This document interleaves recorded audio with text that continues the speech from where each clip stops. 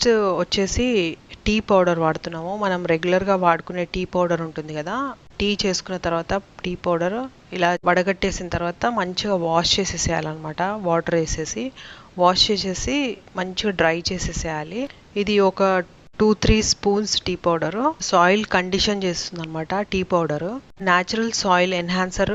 Tea powder లో nitrogen ఉంటుంది కాబట్టి మనము ఇంతకు ముందు పొటాషియము అవి వేసాం కదా, దానివల్ల నైట్రోజన్ బ్యాలెన్స్ అవుతుంది. డ్రైడ్ టీ లీవ్స్ లో ఒక 4.4% నైట్రోజన్ ఉంటుంది అనమాట. మనకి ప్లాంట్స్ కావాల్సిన నైట్రోజన్ అంతా కూడా దీంట్లో సరిపోతుంది అనమాట. దీని తర్వాత శనగలు కంప్లీట్ హోల్ శనగలు అనమాట. ఇవి శనగల్లో ఏంటంటే ఫాస్ఫరస్ కంటెంట్ ఎక్కువ ఉంటుంది, అలాగే సోడియం కంటెంట్ కూడా ఉంటుంది. ఫ్లవర్స్ ఇంకా ఫ్రూట్ ప్రొడక్షన్ కి ఎక్కువ పనికి వస్తుంది. అంటే మంచి ఫ్లవర్స్ వస్తాయి, అలాగే మంచి ఫ్రూట్స్ వస్తాయి అనమాట ఫాస్ఫరస్ తో. హెల్దీ ఫ్లవర్స్ రావడం వల్ల ఏమవుతుందంటే ఫ్రూట్ వచ్చేది కూడా మంచిగా వస్తుంది అనమాట.